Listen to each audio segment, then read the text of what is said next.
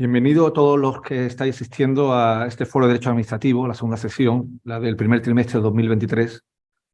Y muchas gracias por, en esta hora un poco peculiar, que estéis presentes en esta materia que muchos consideran árida, pero a otros nos gusta. Yo soy vuestro compañero Luis Merino Robledo y voy a coordinar el desarrollo de la sesión de hoy. Como hicimos ya en la primera sesión del foro, el objetivo es bastante claro. Es durante unos 75 minutos poder hacer un repaso de todas las novedades legislativas más destacadas que hay en materia vinculada al derecho administrativo, así como un repaso de la jurisprudencia más importante en esa materia. Para ello, volveremos a realizar la misma dinámica que en la última sesión. Tendremos un primer bloque, que será simplemente repasar cuál ha sido la legislación que se ha publicado tanto en el BOJA como en el BOE durante este primer trimestre, y luego un segundo bloque donde los compañeros del foro irán glosando sentencias de la Sala Tercera del Tribunal Supremo, de los TSJ, en función de las materias que cada uno de los ponentes hayan asumido. Hay dos novedades en la sesión de hoy. En primer lugar, vamos a estar apoyados por una presentación que cuando acabemos la sesión la remitiremos por correo, se remitirá a todos los asistentes que están online y se subirá a la web del colegio en el apartado sección de Derecho Administrativo. Y después, respecto al apartado de novedades legislativas del primer trimestre de 2023, hemos decidido reducir un poco el contenido, principalmente citar la sentencia, hacer unos breves comentarios, y como en la presentación aparecen los datos para localizarlo, quien quiera profundizar en ella lo que tiene que hacer es acudir al BOE. Por lo tanto, empezamos con el primer bloque, que es la novedad legislativa, que la va a impartir doña Rocío Rodríguez de la Torre. Bien. Ya. Buenas, bienvenido a todos a este segundo encuentro del Foro de Derecho Administrativo, en el que mi misión, como ha dicho mi compañero Luis, es introduciros las novedades legislativas de este primer trimestre de 2023. Con lo que comienzo con ello y, en primer lugar, presentaros el Real Decreto Ley 1/2023 de 10 de enero de medidas urgentes en materia de incentivos a la contratación laboral y mejora de la protección social de las personas artistas. Esta norma promueve la contratación laboral, establece con incentivos como la rebaja de cuotas de la seguridad social o subvenciones públicas. En segundo lugar, traer a colación la Ley 1/2022 de 27 de diciembre del presupuesto de la Comunidad Autónoma de Andalucía para este año 2023. E incluye diversas modificaciones de varias disposiciones finales de normas autonómicas, como es la del texto refundido de la Ley General de la Hacienda Pública de la Junta de Andalucía, la Ley del Patrimonio, la que regula las áreas de transporte de mercancías y la Ley 18/2003, que aprueba medidas fiscales y administrativas, entre otras muchas.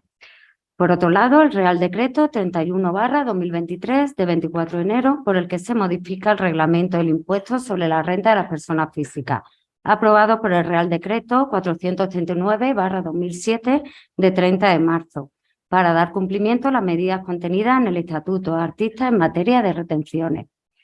Esta norma reduce el tipo mínimo de retención en la relación laboral de los artistas. El Real Decreto 35/2023 de 24 de enero, por el que se aprueba la revisión de los planes hidrológicos de las demarcaciones hidrográficas del Cantábrico Occidental, Guadalquivir, Ceuta, Melilla, Segura y Júcar, y de la parte española de las demarcaciones hidrográficas del Cantábrico Oriental, Miño-Sil, Duero, Tajo, Guadiana y Ebro. Esta revisión tendrá vigencia hasta el año 2027.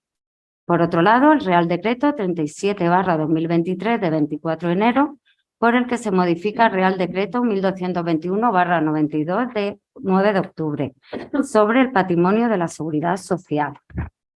Recoge recomendaciones del Tribunal de Cuentas, introduce que la enajenación de los bienes de la seguridad social puede ser por dos medios, subasta o por adjudicación directa.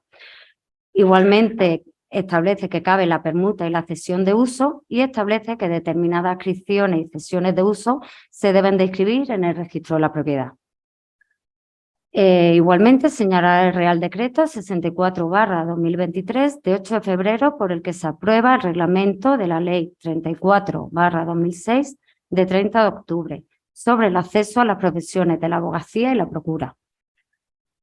Igualmente, la orden del Ministerio de Hacienda y Función Pública 115/2023 de 9 de febrero, por la que se determinan los países y territorios, así como los regímenes fiscales perjudiciales, que tienen la consideración de jurisdicciones no cooperativas. En esta orden se publica la nueva lista de 24 países y territorios que se consideran jurisdicciones no cooperativas, terminología que sustituye y amplía la antigua de paraísos fiscales. El Real Decreto 99/2023 de 14 de febrero, por el que se fija el salario mínimo interprofesional para el año 2023. El salario mínimo queda así fijado en 36 euros día o 1.800 euros al mes, con efecto entre el 1 de enero y el 31 de diciembre de 2023. La disposición transitoria determina aspectos no laborales a los que no se aplica. En el supuesto de que haya prorrateo de paga extraordinaria, este salario sería de 1.200 euros al mes. Igualmente, señalar la Ley 1/2023 de 16 de febrero, por la que se regula la atención temprana en la Comunidad Autónoma de Andalucía. La Ley 1/2023 de 20 de febrero de Cooperación para el Desarrollo Sostenible y la Solidaridad Global. Esta ley actualiza la regulación española de la cooperación para el desarrollo sostenible, que es una pieza esencial de la acción exterior del Estado, asumiendo así el compromiso de dedicar en 2030 el 0,7 del PIB a este destino. Incluye una regulación del personal cooperante y del voluntariado en el exterior. La Ley 2/2023 de 20 de febrero, reguladora de la protección de las personas que informen sobre infracciones normativas y de lucha contra la corrupción. Esta ley viene a regular la colaboración ciudadana y la protección en la lucha contra la corrupción, estableciendo las normas mínimas de los canales de información, tanto externos como internos de las propias organizaciones. Incluye así la obligación de contar con un canal de información interno por parte de los organismos públicos. Entre dichos organismos se incluyen ahora los partidos políticos, sindicatos, organizaciones empresariales y fundaciones que de los mismos dependan, siempre que reciban fondos públicos para su financiación. La idea de la norma es proteger a los informantes que trabajen en el sector privado o público y que hayan obtenido información sobre infracciones en un contexto laboral o profesional. El Real Decreto 117/2023 de 21 de febrero, que establece los umbrales de renta y patrimonio familiar y las cuantías de las becas y ayudas al estudio para el curso 2023 y 2024.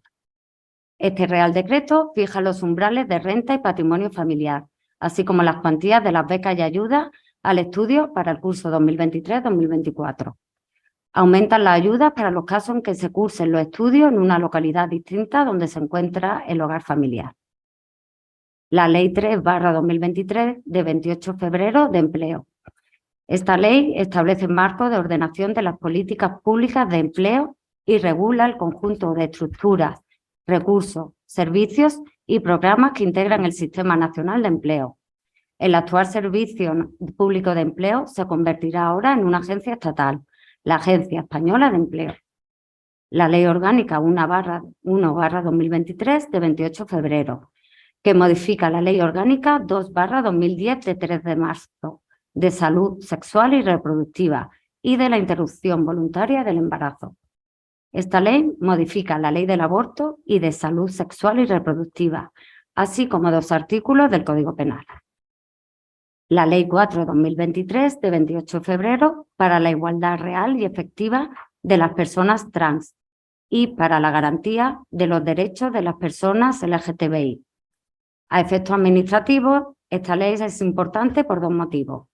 Por un lado, recoge un catálogo de infracciones y sanciones en materia de igualdad de trato y no discriminación de las personas LGTBI, destacando que la duración máxima de procedimientos será de 6 meses y que las infracciones muy graves prescribirán a los 3 años, las graves a los 2 años y las leves a los 9 meses. Por otro lado, modifica la Ley de la Jurisdicción Contenciosa Administrativa. Por un lado, concede amplia legitimación en las acciones para la defensa de los derechos e intereses de las personas víctimas de discriminación, orientación e identidad sexual, expresión de género o características sexuales. Por otro lado, especifica el tratamiento de la prueba en actuaciones discriminatorias por razón de sexo, orientación e identidad sexual, expresión de género o características sexuales. Permite al órgano judicial, incluso de oficio, recabar informes o dictamen de los organismos públicos competentes. La Ley 2/2023 de 15 de marzo, que modifica la Ley 2/2002 de 11 de noviembre de gestión de emergencias de Andalucía.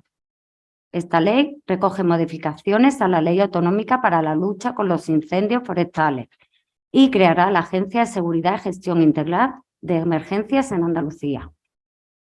El Real Decreto 2/2023 de 16 de marzo, de medidas urgentes para la ampliación de derechos de los pensionistas, reducción de la brecha de género y establecimiento de un nuevo marco de sostenibilidad del sistema público de pensiones.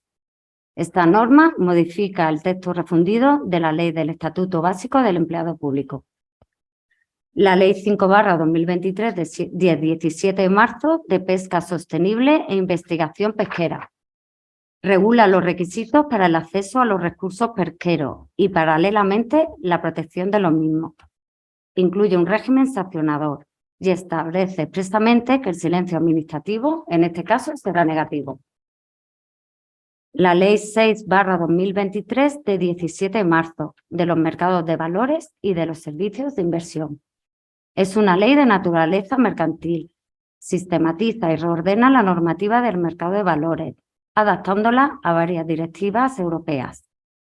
Pero a efectos de derecho administrativo también incluye un amplio régimen de infracciones y sanciones y contiene artículos también de contenido tributario. El Real Decreto 186/2023 de 21 de marzo, por el que se aprueba el Reglamento de Ordenación de la Navegación Marítima. Este Real Decreto incluye como anexo el Reglamento de Ordenación de la Navegación Marítima. También modifica el Real Decreto 1027/89 de 28 de julio sobre abanderamiento, matriculación de buques y registro marítimo, especialmente la inscripción provisional de los buques en los registros de matrícula de buques de las jefaturas provinciales de Marina Mercante. Incluye un capítulo de infracciones y sanciones y señalar que regula las infracciones y sanciones en esta materia en dicho capítulo expreso. El Real Decreto 193/2023 de 21 de marzo, que regula las condiciones básicas de accesibilidad y no discriminación de las personas con discapacidad para el acceso y utilización de los bienes y servicios a disposición del público. El artículo 27 de esta norma regula las obligaciones que asumen las administraciones públicas al relacionarse con personas con discapacidad. La Ley Orgánica 2/2023 de 22 de marzo del Sistema Universitario. Esta ley regula el sistema universitario entendido por tal el conjunto de universidades públicas y privadas y de los centros y estructuras que les sirven para el desarrollo de sus funciones, así como los mecanismos de coordinación, cooperación y colaboración entre las administraciones públicas con competencia en materia universitaria. Y por último, la Ley Orgánica 3/2023 de 28 de marzo de modificación de la Ley Orgánica 10/95 de 23 de noviembre del Código Penal en materia de maltrato animal y la Ley 7/2023 de 28 de marzo de protección de los derechos y el bienestar de los animales. Esta ley orgánica reforma el Código Penal para reforzar la protección penal de los animales. Por otro lado, igualmente regula el régimen jurídico básico en todo el territorio español acerca de nuestro comportamiento hacia los animales, especialmente los de compañía, su cría y transmisión, tratando de prevenir su abandono o sacrificio. El segundo capítulo de esta ley regula las infracciones y las sanciones. Y con esto ya finalizo mi exposición. Muchas gracias, Rocío. Como veis, la idea era en 10 minutos, 12 minutos, hacer un repaso a la legislación más interesante que se ha producido en el último trimestre. Como luego hemos indicado por quien se ha incorporado ahora, esta presentación la vamos a remitir a los asistentes, por lo tanto podrán acudir. Y pasamos ya a lo que es el segundo bloque de esta jornada, que es analizar la jurisprudencia más destacada que se ha producido también en este primer trimestre. Y vamos a empezar por María José Medialbea Chamorro, que es compañera y que va a analizar dos sentencias relacionadas con procedimiento administrativo. Bueno, María José, Buenas tardes a todos, sobre todo a los que la mayoría que están online. Y nada, como bien ha dicho Luis, me toca la parte de actos y procedimiento administrativo y la primera sentencia que voy a recoger es la 27/2023 del Tribunal Supremo, de fecha 12 de enero, y la ponente es Inés Huerta Garicano. Entonces, esta sentencia proviene de, bueno, os voy a contar los antecedentes y os voy a hablar de Don Darío. Don Darío es un ruso que vive en Alicante y que por primera vez va a renovarse la autorización de residencia y de trabajo. Él presenta su solicitud acompañada de diversos documentos, pero luego le llega un requerimiento en que tiene que aportar un certificado de la Tesorería General de la Seguridad Social de estar al corriente de los pagos de la misma. ¿Qué ocurre? Que él presenta posteriormente un formulario de fecha anterior a ese requerimiento.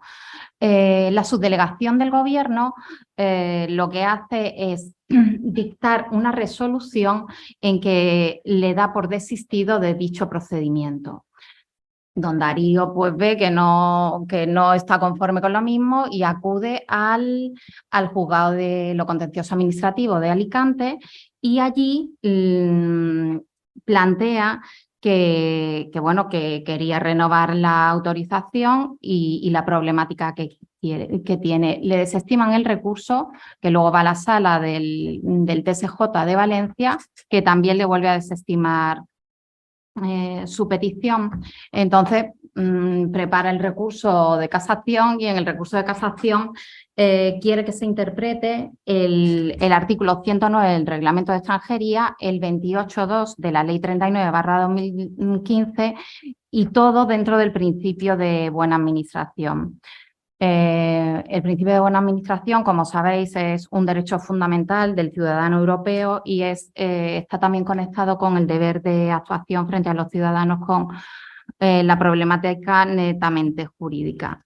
Pues bueno, el interés casacional objetivo es tenido en cuenta por el Tribunal Supremo, que admite la casación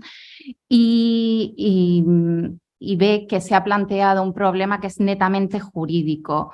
Es decir, que si fuésemos a exclusivamente la redacción de los artículos que se ponen de manifiesto, esto es el del Reglamento de Extranjería y el 28.2 de la Ley 39/2015, conectados con el principio de buena administración, pues llegaríamos a una solución y es que se tiene que admitir, porque un dato importante que no he dicho al principio, y es que don Darío en su solicitud prestó su consentimiento para que las administraciones recabaran de otras distintas cualquier documento que necesitasen para llevar a cabo la solicitud, y ese consentimiento, cuando es expresado, tiene que ser tenido en cuenta.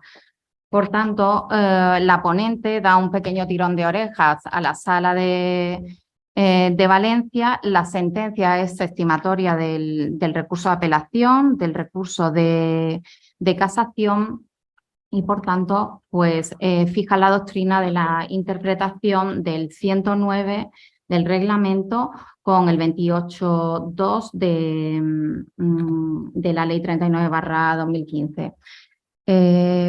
En principio también el comentario que como compañeros nos podemos plantear es que muchas veces hay que a los clientes que vienen, a nosotros mismos, si rellenamos alguna solicitud, pues bueno, tener en cuenta ese apartado que a lo mejor es una casilla, que permitamos que la administración haga las comprobaciones que quieran para luego obtener la posibilidad de decir, oiga, que yo ya en mi solicitud dije que prestaba el consentimiento, pero de todas formas eso viene bastante bien regulado y recogido en la ley de procedimiento, con lo cual no tendría que tener ningún problema. Pues bueno, después de hablaros de don Darío, vamos a la segunda sentencia, que es la 158/2023, es de 9 de febrero del 23, versa sobre la importancia del requerimiento previo y la ejecución forzosa de un acto administrativo. Esta sentencia, pues bueno, aquí os voy a hablar, va a ser quien la interponga un letrado de la Junta de Andalucía, la casación, pero como antecedentes está don Emiliano. Don Emiliano se le abre un expediente sancionador en el año 2002 porque en tarifa sobre 44 metros cuadrados pues realiza unas pequeñas obras para instalar una vivienda prefabricada. ¿Qué ocurre? Que se le incoa el sancionador y se le dice que tiene que demoler, que tiene que pagar 6.000 euros y que lo tiene que hacer.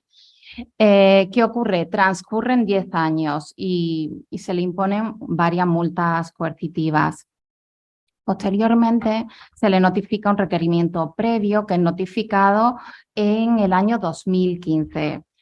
Se puede advertir cómo van pasando los años y sumando año tras año lo que nos podemos encontrar en nuestro ejercicio del día a día, que por parte de la Administración no se completen los plazos.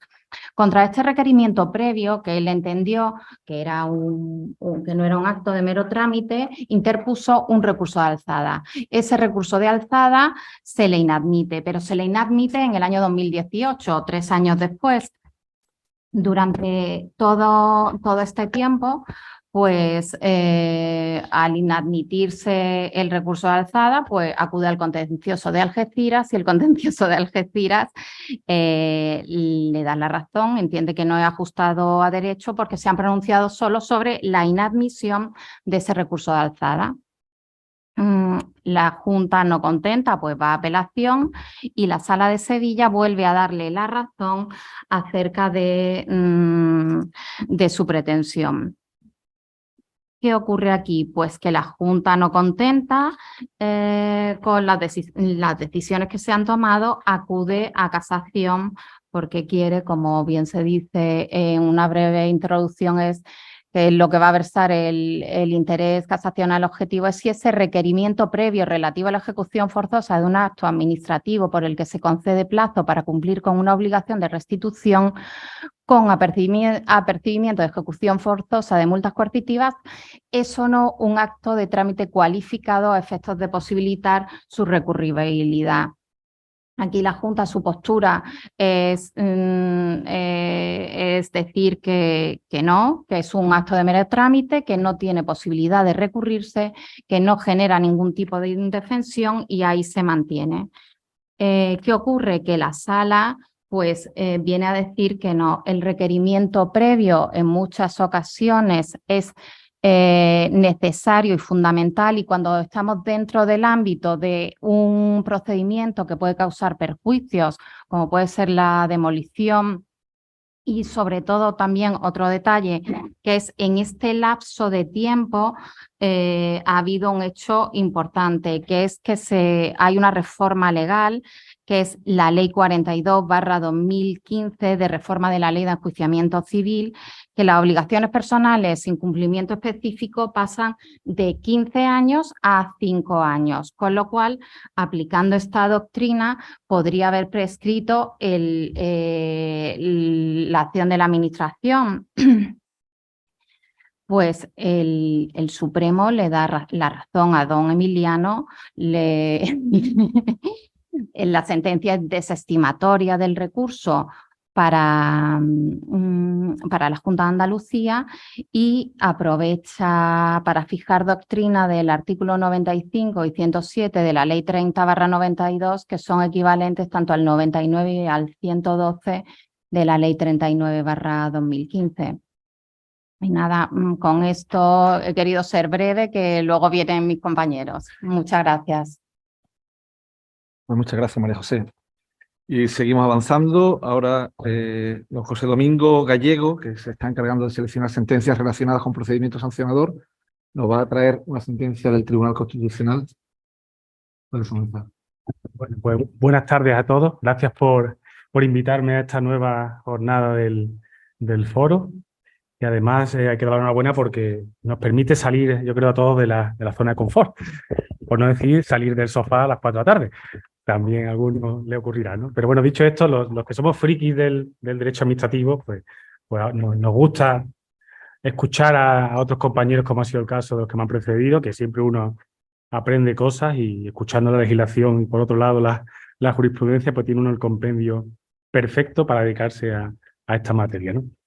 Yo me he permitido la licencia, bueno, lo comenté con el coordinador, de dada lo sesuda de la sentencia que iba a comentar del Tribunal Constitucional, pues en lugar de tener dos sentencias, hablar solo de una sentencia, pero que en su esencia es casi un pequeño manual sobre el principio sancionador en la dualidad derecho administrativo y derecho penal, que es una cuestión muy práctica a la hora de enfrentarse a ese principio no bis in idem, ¿no? Ese latinajo, ¿no? tan curioso, ¿no? Que muchas veces no sabemos dónde está la linde, ¿no? Pues esta sentencia analiza con mucha precisión dónde se encuentra esa linde, ¿no? Yo voy a intentar ir con la diligencia que requiere hablar de una sentencia constitucional sobre el principio sancionador no bis in idem. Aquí están los datos generales, aunque como bien han dicho antes se van a facilitar las ponencias completas. Bueno, pues tiene los datos de la referencia de ECLI, del recurso de amparo, la ponente. Bueno, yo destacaría ya la providencia que admite a trámite la demanda, que aprecia que concurre una especial trascendencia constitucional, el artículo 51 de la Ley Orgánica, porque plantea un problema faceta de un derecho fundamental sobre el que no hay doctrina. Como veremos a continuación, enlaza la no aplicación o la garantía del no bis in idem con un menor, con las actuaciones con relación a un menor que, como veremos ahora, y el tema es curioso, por eso me llamó la atención, es un menor que es denunciado por la Agencia Valenciana de Ferrocarriles ante la Fiscalía de Menores, por el hecho de viajar 2 días distintos sin el título habilitante. Se ve que el primer día pues los inspectores le detectan en una estación concreta y otro día no consecutivo le detectan en otra infracción. Y eso da lugar en lugar de lo que pensaríamos todos, a un procedimiento sancionador y ya está, pues da lugar a que se presenta una denuncia ante la Fiscalía de Menores. Pero es que esa denuncia se tramita por la Fiscalía y da lugar al dictado, como ven aquí, una sentencia del juzgado de menores en la que le condena como autor de un delito leve continuado por la ausencia de esos dos tickets habilitantes para poder acceder al transporte público, ¿no? La defensa recurre y se encuentra con que la sentencia del órgano superior viene a ratificar en sus términos la dictada en primera instancia por el juzgado de menores y considera que no ha habido una vulneración del principio no bis in idem, que fue al final el nudo gordiano de esta sentencia, ¿no? Hasta dónde puede haber una doble sanción vía administrativa o vía penal con la famosa triple identidad sujeto, hecho y fundamento, ¿no? Que también se analiza luego por el Tribunal Constitucional. Bueno, pues la sentencia juzgado de menores, que viene a ratificarse por la sentencia que dicta la audiencia, dice que la vía penal es preferente a la administrativa, eso no descubre la pólvora, por lo que no se vulnera el principio, no dice no bis in idem. El menor había abonado la sanción el 8 de julio, casi 4 meses después de los hechos, 2 meses después, eso parece que pica un poquito, lo destacan, de interponerse la denuncia, y más de un mes después de dejar el aviso, notificación de la incoación del procedimiento penal. Es decir, que viene a decir de alguna manera que una vez que tiene conocimiento de unas actuaciones penales es cuando empieza a intentar darse diligencia, a cerrar de alguna manera ese procedimiento que se había iniciado administrativo. Esto, además, lo debe completar con, dice que el pago de la sanción suprime, viene a decir la sentencia, la responsabilidad civil, y aquí le tira de oreja constitucional, luego lo veremos, por lo que se extingue la responsabilidad, viene a decir. Bueno, eso, adelanto un poco, hago spoiler, pero el Constitucional se preocupa muy bien de deslindar y ver que no hay una responsabilidad civil en este caso, como luego apuntaremos. Se plantea recurso de apelación y la defensa menor presenta ese recurso en el que plantea pues, algunos elementos nuevos, como siempre se aprovecha para los recursos, ¿no? La vía penal es la última ratio. Y que no se nos olvide, ¿no? Que no debe tener sentido aplicar la vía penal en un procedimiento sancionador por la ausencia de ticket habilitante, ¿no? Destaca nuevamente o reseña la vulneración del principio no bis in idem en su doble vertiente, y aquí ya empezamos a ahondar un poquito en lo interesante de este fallo, vertiente material y procesal, que ya sabemos que tiene 2 facetas, ¿no? Hay 2 caras ahí del no bis in idem. Porque fue condenado 2 veces, dice su defensa, una en vía administrativa esa sanción y otra por el juzgado, por tanto se han seguido 2 procedimientos sancionadores contra el interesado, ¿no? Y es más, dice que no cabe seguir una cláusula penal para elegir una u otra. El Ministerio Fiscal se opone al recurso, es curioso, un poco más allá de que el fiscal pues, está en defensa de la legalidad, pero se opone al recurso y la sentencia que, como decíamos en segunda instancia, desestima el mismo. Y esto lleva, como yo diría, al casi al acto heroico de que el letrado plantee una demanda de amparo con esos mimbres previos, ¿no? Que cualquier otro letrado a lo mejor hubiera dicho, bueno, esto tiene poco recorrido, ¿no? Pues ya ha habido una sentencia del juzgado de menores, ha habido una sentencia de la audiencia, la fiscalía se opone, a lo mejor esto, mejor dejarlo aquí, ¿no? No, pero el letrado contrario, el letrado continúa. Y entonces denuncia la vulneración no bis in idem en su doble vertiente, como veis aquí, material y procesal, y viene a decir que reitera los preceptos que anteriormente había utilizado para el recurso, ¿no? Esto da lugar, como veremos ahora, a que la sección primera de la Sala Constitucional dicte la providencia que admite a trámite la demanda, porque aprecia, como decíamos anteriormente, esa trascendencia.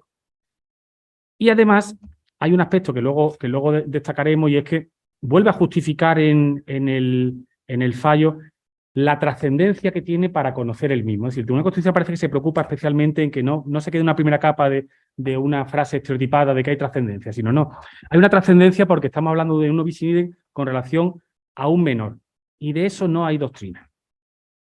Pero yo no encapsularía esto solo en el hecho de que hay un menor, porque es que creo que la literatura, la doctrina que se recuerda por esta sentencia es muy útil, muy práctica para cualquier procedimiento en el que nos encontremos con una posible dualidad sancionadora en vía penal y administrativa. Lo del menor aquí tiene su matiz, que luego se verá, pero casi yo esto lo aplicaría al común de los procedimientos sancionadores, ¿no? ¿Qué dice el fiscal en el Tribunal Constitucional? Pues desestima el recurso al no apreciar vulneración del principio, sostiene que la sanción, esto es curioso, de 100 euros, tiene un carácter indemnizatorio, sancionador y preventivo, por lo que materialmente, en aplicación de esta jurisprudencia, tiene un carácter de sanción. O sea, la propia Fiscalía viene a reconocer algo que la Agencia Valenciana de Transporte negaba, y es que no tiene un carácter sancionador, defendía la Agencia Valenciana. La Fiscalía dice, sí tiene un carácter sancionador, pero no se ha vulnerado el principio no bis in idem porque se ha descontado a la hora de sancionar la parte correspondiente a la hora de valorar la sentencia que se había tenido en consideración en primera instancia. ¿Cuál es esa parte correspondiente? Que se había procedido a abonar las cuantías pertinentes. Entonces, eso a juicio del fiscal lleva a decir, bueno, no es necesario, en este caso, entender que se ha vulnerado porque se ha descontado. Eso es lo que el Constitucional tampoco comparte. Por ir con más diligencia, esto lo hemos comentado ya anteriormente. Aquí hay una parte muy interesante del fallo que yo he intentado de organizarla para que sea más fácil ahora entenderlo, y es que primero recuerda esa doctrina del Constitucional sobre la garantía del no bis in idem, pero no lo hace en un párrafo 2, es que se preocupa de aludir, como ves aquí, que el reconocimiento se efectúa, esta es la doctrina que tiene el Constitucional, en su doble vertiente material y procesal, y desliza alguna sentencia interesante del Constitucional que viene muy bien para situarnos en esto, ¿no? Esa garantía de interdicción de la doble condena, no bis in idem material, y de doble enjuiciamiento, el procesal, por lo mismo hecho exige que deba otorgarse preferencia a la norma penal y a los tribunales penales frente a la norma y al procedimiento administrativo sancionador.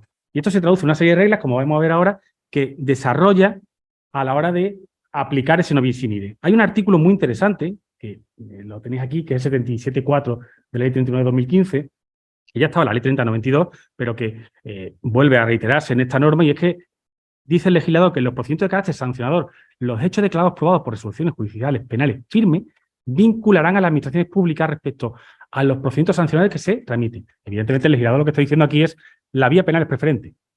Los hechos que se han conocido por sentencia firme prevalecen en el orden administrativo para un procedimiento sancionador. Es curioso porque yo me planteaba esto hace poco en otro procedimiento administrativo. Yo decía, ¿y esto es mutatis mutandi aplicable a otro procedimiento que no sea sancionador? Bueno, pues habrá quien opine que sí y habrá quien opine que no. Nosotros en este caso era un procedimiento de responsabilidad patrimonial y concluimos con el departamento que íbamos a defender que era aplicable este artículo. Bueno, habrá que ver qué dice su señoría también cuando valore los hechos, ¿no? Pero nos planteamos, bueno, si hay una firmeza de unos hechos que están bien recogidos ya en sentencia, ¿hasta qué punto podemos omitirlos? Y hablamos de los hechos, no de las calificaciones jurídicas, por supuesto, que eso es otra cuestión, ¿no? Se preocupa de decir Constitucional que esta vinculación no opera a la inversa, ¿no? Dice que esa determinación fáctica del procedimiento administrativo sancionado sin control judicial, pues carece de efecto de cosa juzgada. Esto es muy interesante para situar esa trascendencia de que haya unos hechos constatados bajo el filtro, el tamiz de un juzgado o un tribunal, ¿no? Sigue el Tribunal Constitucional. La garantía no bis in idem en su vertiente material o sustitutiva prohíbe sancionar dos veces el mismo hecho o ilícito si se aprecia identidad, sujeto, hecho y fundamento. Pero aquí viene lo que os decía anteriormente. No cabe apreciar una reiteración punitiva constitucionalmente proscrita cuando, aún existiendo esa doble punición, se ha descontado de esa sanción penal, por ejemplo, la multa que se hubiera impuesto en vía administrativa, que es un poco lo que viene a decir el Constitucional a la hora de recordar esa prevalencia de la vía penal respecto a la vía administrativa. Luego ahonda también en la garantía en la versión procesal o procedimental. Aquí lo tiene muy claro que no puede haber dos procedimientos sancionadores, dos procedimientos penales, porque supondría una conculcación evidente, esa palmaria, y no hay que efectuar ningún juicio jurídico, ¿no? Recuerda también que la jurisdicción constitucional es competente para revisarlo. O sea, de alguna manera habrá habido alguna vez un debate y han dicho, bueno, vamos a marcar que el orden constitucional es competente, claro que sí, para revisar esta cuestión. Yo creo que esto está relacionado también, como se me va a olvidar, lo voy a decir ahora, con un artículo que se nos olvida muchas veces a los juristas, pero es básico a la hora de ver por qué hablamos de una sentencia constitucional en el ámbito del procedimiento administrativo. Y es que el artículo 5 de la Ley 685 de 1 de julio, Ley Orgánica Poder Judicial, nos dice que la Constitución es la norma suprema del ordenamiento jurídico, vincula a todos los jueces y tribunales, quienes interpretarán y aplicarán las leyes y los reglamentos según los preceptos y principios constitucionales, conforme a la interpretación de los mismos que resulte en las resoluciones dictadas por el Tribunal Constitucional. Es decir, que lo que diga el Tribunal Constitucional, como en este caso, será cantidad de cosas juzgadas a la hora de interpretar los juzgados de lo contencioso preceptos como este. O sea, que la importancia que a veces se nos olvida del orden constitucional es un efecto expansivo muy importante, y los operadores jurídicos tenemos que siempre interpretar las normas con base a esa jurisprudencia que haya dictado el Constitucional, ¿no? Bueno,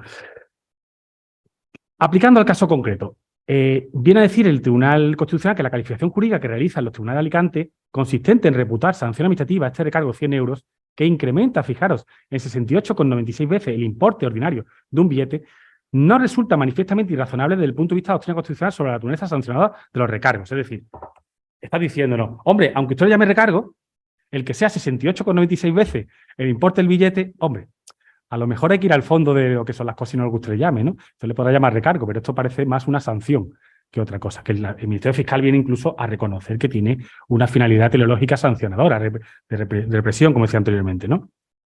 Claro, se rechaza bajo el argumento de que los jueces tribunales desestimaron la pretensión del recurrente de equiparar ambas vías sancionadoras aplicando la doctrina constitucional, que otorga preferencia al orden penal sobre el administrativo, prioridad cuya infracción no impide seguir un procedimiento penal si el administrativo sancionador no les es equiparable.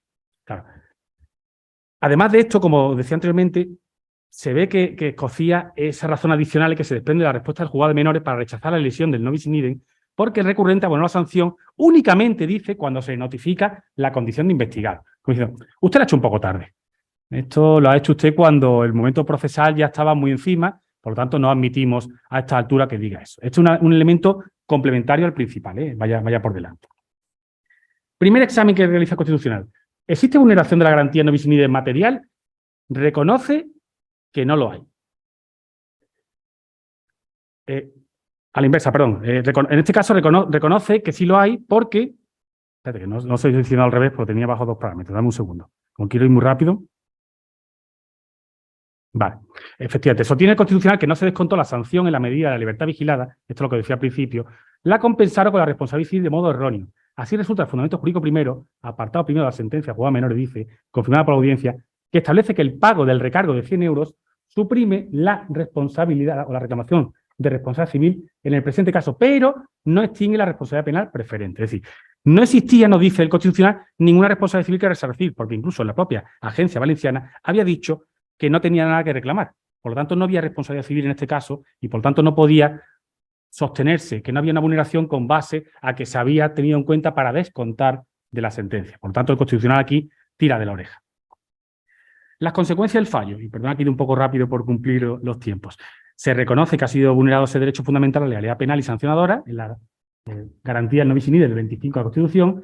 Por lo tanto, restablece en su derecho y declara nulidad de la sentencia dictada por el juzgado de menores, así como la dictada posteriormente por la Audiencia Provincial de Alicante, y por lo tanto, en este caso sí se puede de alguna manera decir que el letrado heroico que llevó a estas últimas consecuencias, esta defensa, pues consiguió obtener un fallo muy favorable a su cliente, que después de ese proceso pues vio reconocidas sus pretensiones. Distinto podía ser el debate, ya termino, de que supongo que a los agentes del servicio de ferrocarriles se le quedaría un poco tonto de una persona que probablemente se colaba con mucha reincidencia, esto que no conste nada, y ya llegaron un momento que dirían, bueno, esto hay que cortarlo porque parece que la vía sancionadora no es suficiente. Bueno, toda una apreciación subjetiva, vaya por delante, pero a veces cuando uno ve esas esos debates internos de las sentencias que no se dicen, subyacen cositas que no ven la luz, pero que están ahí.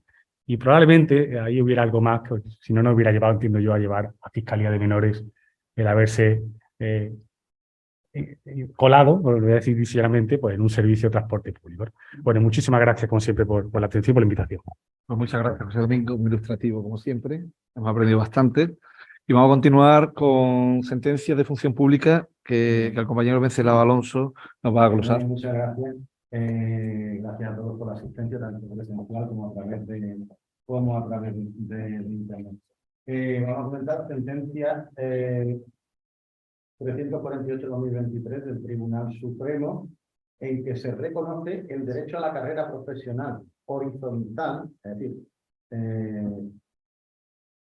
dentro del mismo nivel, el funcionario interino o el laboral temporal puede ir progresando a distintos puestos, pero no la carrera vertical, es decir, no el ascenso de categoría ni el acceso a puestos de estructura, por ejemplo, no a jefaturas de excepción, negociadas, etcétera, del personal interino en condiciones iguales al del personal fijo.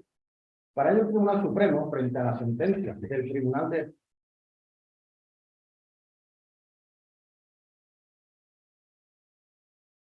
Sí. Ahora. Ah, Vale, de acuerdo. Decíamos, en primer lugar, una sentencia del Tribunal Supremo, la 348/2023, que reconoce el derecho a la carrera profesional horizontal, es decir, carrera profesional dentro del mismo nivel del personal no fijo, funcionario interino o laboral temporal, pero no la carrera vertical, es decir, ni el ascenso de categoría, para el que tiene que ser funcionario de carrera o laboral fijo y llevar al menos 2 años en la categoría inmediata inferior, o el acceso a puestos de estructura. Es decir, un empleado laboral temporal o funcionario interino no puede aspirar a puestos de jefaturas de sección, negociados, secretarías, pero sí, y aquí es lo que señala lo importante de la sentencia del Tribunal Supremo, a lo que sí puede aspirar es a progresar dentro del mismo nivel, tanto el laboral temporal como el funcionario interino. Para ello, el Tribunal Supremo, frente a la sentencia del Tribunal Superior de Justicia de Aragón, estima el recurso de casación. La recurrente en casación sostenía que la sentencia inicial del juzgado número 5 de Zaragoza, resolvía en contra de la interpretación de los preceptos afectados, que eran los artículos 8, 9, 40, 41, 43 y 44 de la Ley Marco del Personal Estatutario de los Servicios Sanitarios, en relación con las cláusulas 2, 3 y 4 del Acuerdo Marco de Trabajo de Duración Determinada, anexo a la Directiva 99/70. Es decir, la Sala del Tribunal Superior de Justicia de Aragón señalaba que para tener derecho al sistema de carrera, en este caso horizontal, también había que ser funcionario de carrera o laboral fijo. Pues bien, el Tribunal Supremo así se pronuncia en la sentencia que aquí comentamos y hace referencia a que ya con anterioridad, mediante auto de 8 de enero de 2018, en el recurso 4.099/17, señalaba como cuestión de interés casacional objetivo la siguiente: si la exigencia de que el personal estatutario interino tome parte y supere en su caso los procesos selectivos abiertos para ocupar plaza definitiva, constituye una causa objetiva que justifique el distinto trato respecto del personal fijo en el progreso en el sistema de carrera. En respuesta a esto, en la sentencia de 18 de febrero de 2020 se argumentó, con apoyo en otra anterior, de 18 de diciembre del 18, que tanto para el personal estatutario no fijo como para el funcionario interino era aplicable la necesaria igualdad de trato a la hora de permitir el acceso al progreso en la carrera profesional, progreso horizontal. En este caso se trataba del personal de la Administración de Baleares. Pues bien, apoyándose en ella, en la sentencia actual que comentamos, el tribunal considera que la carrera profesional horizontal forma parte de las condiciones de trabajo a que se refiere la cláusula 4 del Acuerdo Marco, anexo a la Directiva 99/70. En suma, el personal interino y el laboral temporal tiene derecho a la carrera horizontal, pero no a la vertical, es decir, ni al ascenso de categoría ni a ocupar puestos de estructura. En segundo lugar, comentamos la sentencia 124/2023 del Tribunal Superior de Justicia de Madrid de 1 de marzo. El caso trataba de una impugnación de unas bases de oferta de empleo público por parte, convocadas por el Ayuntamiento de Getafe, donde una serie de empleadas interinas, que llevaban años en esa condición, impugnaban la convocatoria porque no establecía una valoración suficientemente favorable a ellas por los servicios prestados y pretendían, de acuerdo a su parecer, que la convocatoria en cuestión estaba vulnerando su derecho a que se le reconociera la condición de empleados fijos.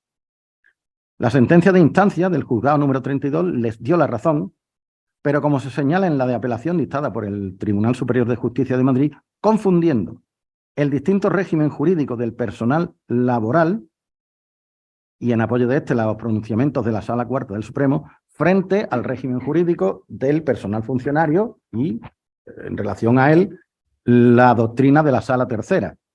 Por otra parte, la Sala del Tribunal Superior de Justicia de Madrid entiende que hubo, y también se había señalado en primera instancia,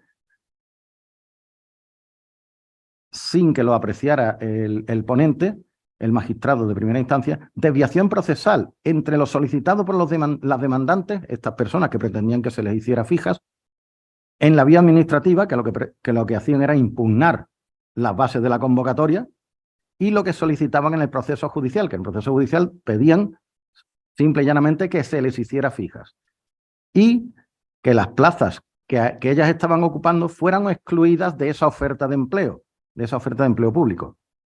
Es decir, una cosa es pretender la fijeza por los años de servicio y otra es impugnar unas bases de empleo público que además establecían una valoración diferenciada en favor de los interinos, en este caso del Ayuntamiento de Getafe, pero no desproporcionada, que es lo que se debe llevar a cabo. Vamos a ver, una cosa es establecer una diferencia de trato proporcionada en favor de los interinos y otra cosa es establecer unas condiciones tan sumamente gravosas para quienes no son interinos de ese organismo que prácticamente les excluya de la posibilidad de acceder al empleo público. En esta sentencia, el Tribunal Superior de Justicia de Madrid, acogiendo la doctrina de otra sección de la misma sala, de la sentencia de 19 de enero de 2002, en el recurso 162/2020, considera que no es posible discriminar a quienes pretenden acceder al empleo público en condiciones de igualdad, minusvalorando sus servicios de manera desproporcionada, como hemos señalado. Reconoce que, conforme a la sentencia del Tribunal Supremo de 2 de diciembre de 2018, en los recursos 785 y 1305 de 2015, a lo que sí tienen derecho, en todo caso, las demandantes aquí apeladas, es a que se les mantenga la condición de indefinidos no fijos hasta que esas plazas sean objeto de convocatoria o bien sean amortizadas. ¿De acuerdo? Pues nada más, muchas gracias. Muchas gracias, Bercelao. Seguimos avanzando. Vamos a entrar ahora en la materia de contratación y para ello está con nosotros Juan Diego Miranda, que es el coordinador de la sección de Derecho Administrativo, que va a comentarnos dos sentencias.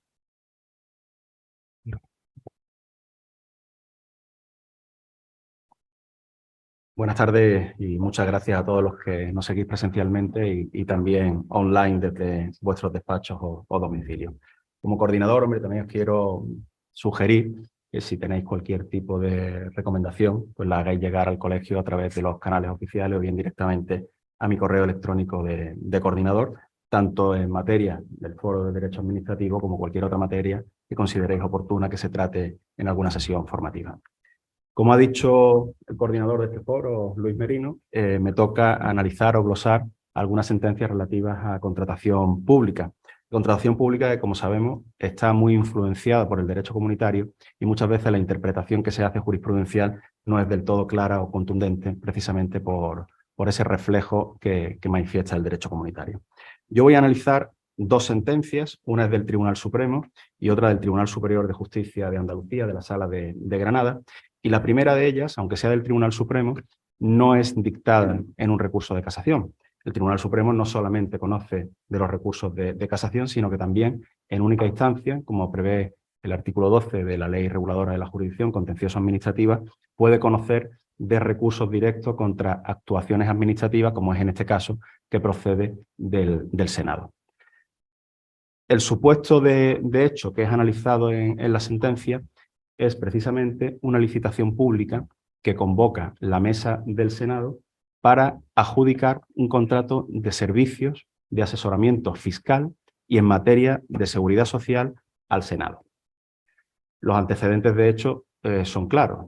Por una parte, se convoca la licitación, se desarrolla todo el procedimiento de licitación y se procede a la adjudicación. La entidad o empresa que había presentado su proposición y que queda en segundo lugar, en desacuerdo con la adjudicación que se había realizado, interpone un previo recurso especial en materia de contratación pública, entendemos porque la cuantía de la licitación, al ser un contrato de servicio, era superior a 100.000 euros, ante el Tribunal de Recursos Contractuales de las Cortes Generales.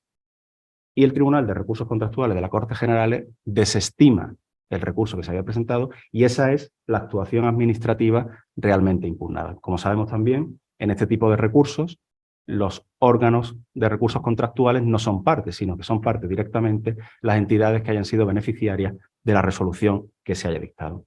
En definitiva, la resolución que se impugna es la de 24 de junio de 2022 del Tribunal de Recursos Contractuales de las Cortes Generales. ¿Y cuál es el problema que plantea la recurrente? Bien, la recurrente fundamentalmente entiende que la licitación, que el contrato se ha adjudicado a una empresa que carece de habilitación para desarrollar, para ejecutar las prestaciones inherentes al contrato licitado.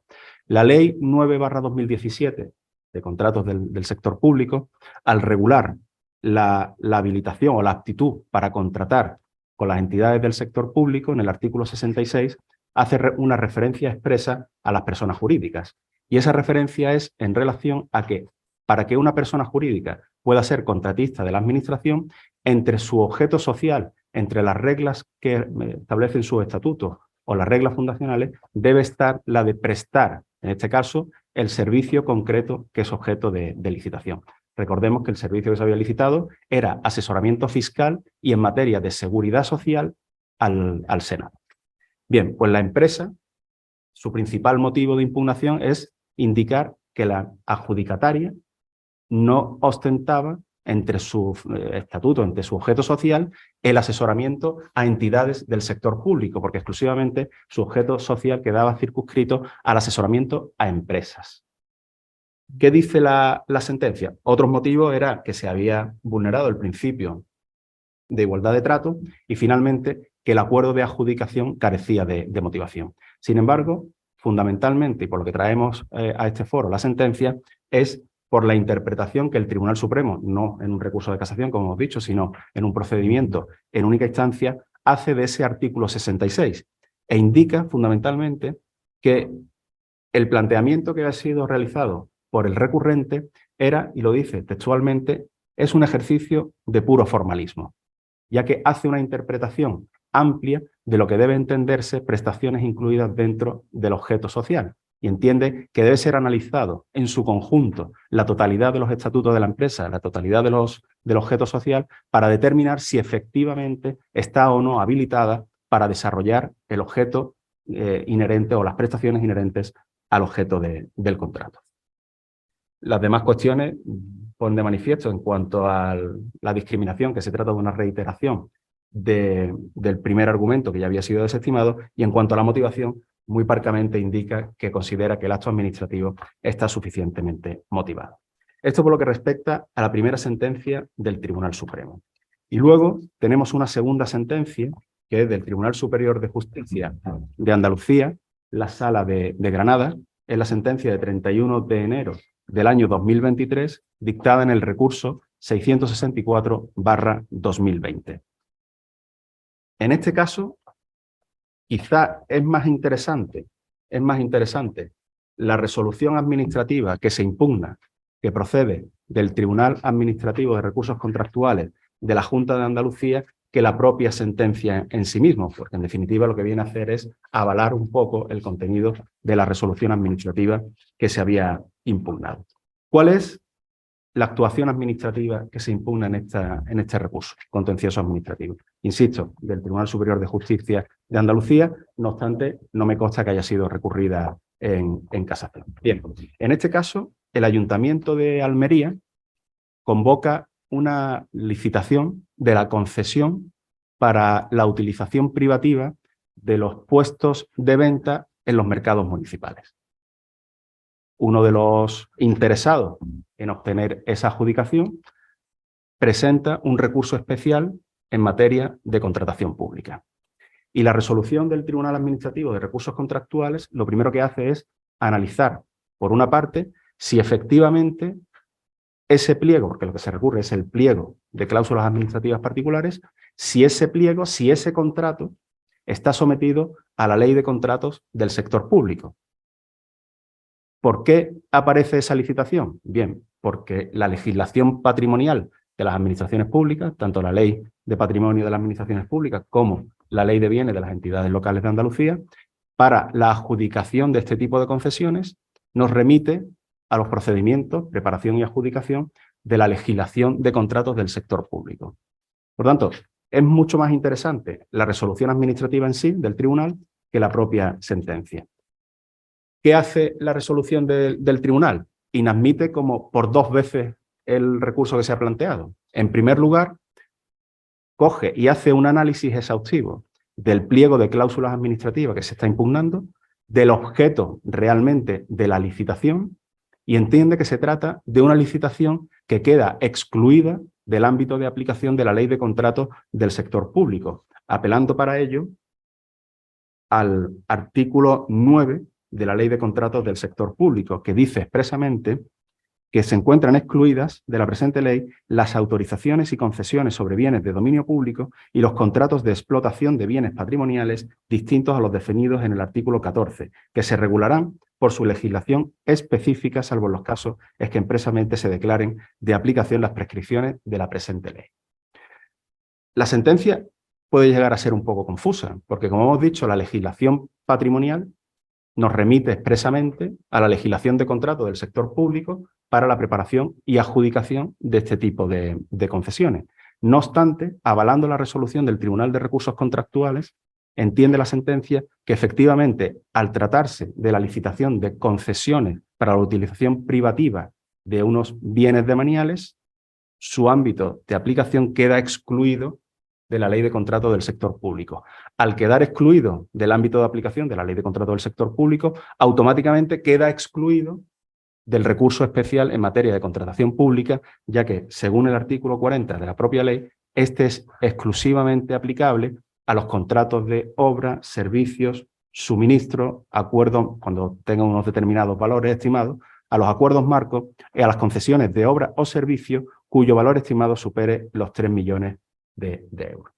Por tanto, quizá es más interesante en sí la resolución del Tribunal Administrativo de Recursos Contractuales, pero sí nos sirve como una pauta interpretativa y para deslindar aquellos supuestos un poco pantanosos en los que vemos que existe una licitación pública que pareciera que pudiese ser impugnado el pliego de cláusulas administrativas cuando nos perjudica o contraviene alguna de las disposiciones legales vigentes.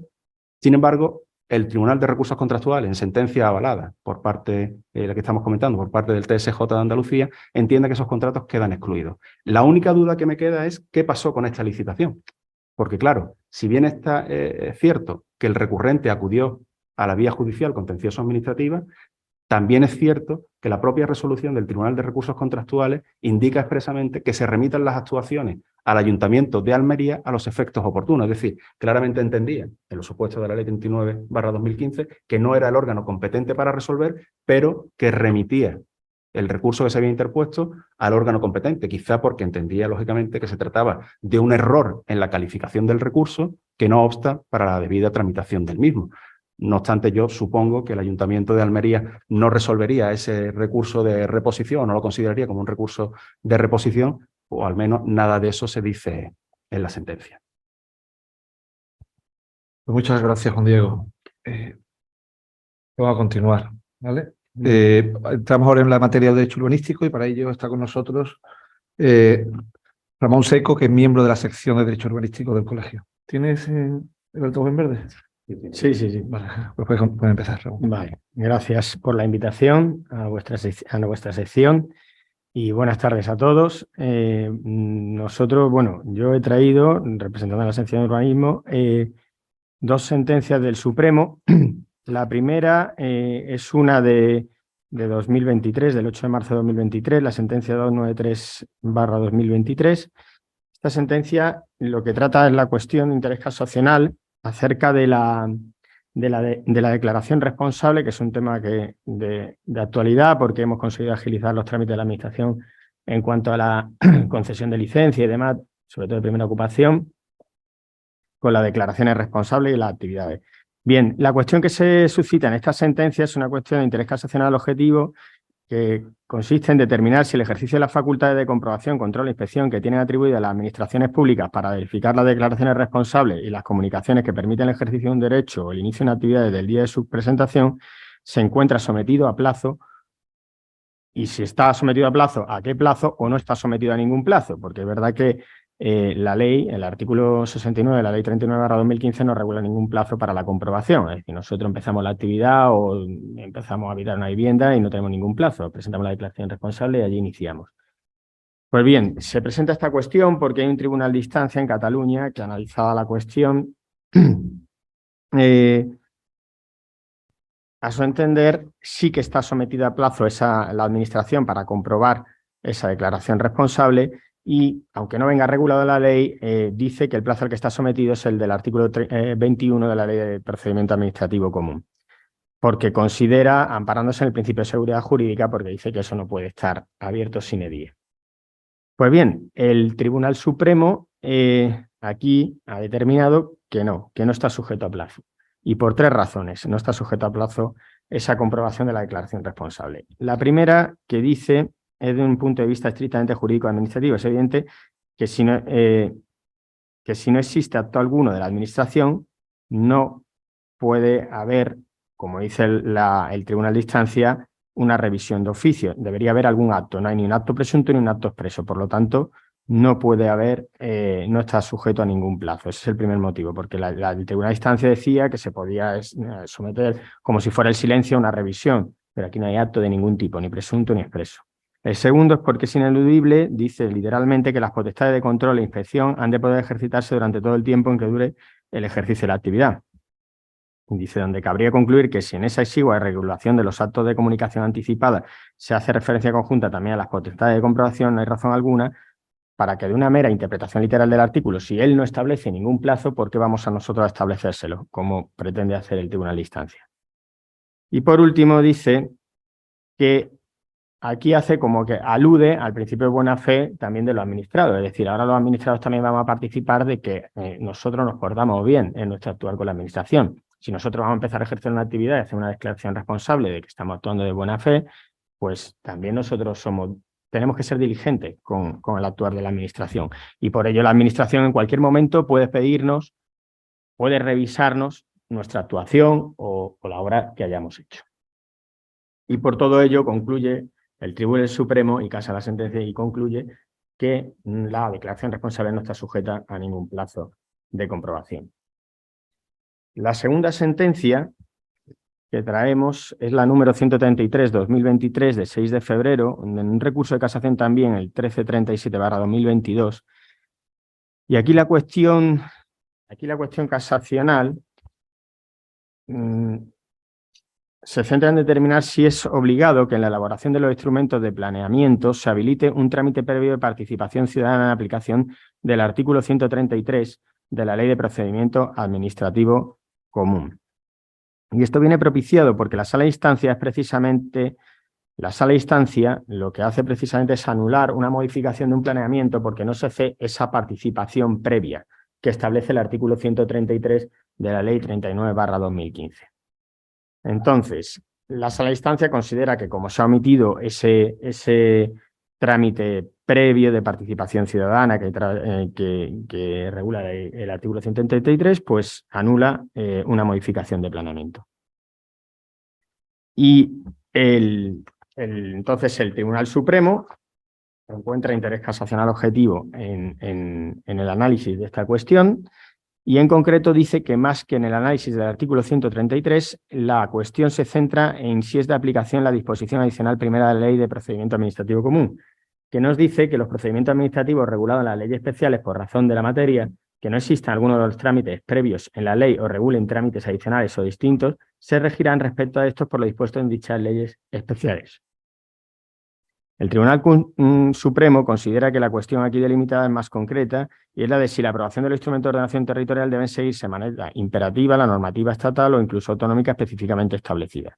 Es decir, para el Tribunal Supremo lo que se trata de analizar es si estamos a un tema competencial, es decir, de materia específica, es decir, si es una materia que está regulada por la normativa autonómica y la normativa autonómica está regulando un procedimiento sobre la tramitación del planeamiento urbanístico, pues en este caso entiende el Tribunal Supremo que no sería de aplicación la Ley 39/2015, ¿vale? Así que, en dicho sentido, le quita la razón al Tribunal de Instancia, que había anulado esa modificación de planeamiento, y concluye que en el ámbito urbanístico la legislación sectorial, ahora competencia de las comunidades autónomas, contempla una normativa que regula pormenorizadamente la materia de tal forma que la regulación de un procedimiento específico para la aprobación, modificación o revisión de los instrumentos de ordenación comporta la no aplicación de la normativa general de aprobación de las disposiciones generales. Por ello, casa la sentencia. ¿Vale? Pues muchísimas gracias, Razón. Nada. Dos sentencias muy interesantes. Y ya vamos a terminar. Tenemos la suerte de estar con nosotros Almudena Delgado, que nos va a comentar una sentencia relacionada con la ley de costas. Buenas tardes, Almudena. Buenas tardes, muchas gracias por la invitación primero y a los asistentes por dedicarnos un trocito de su tarde.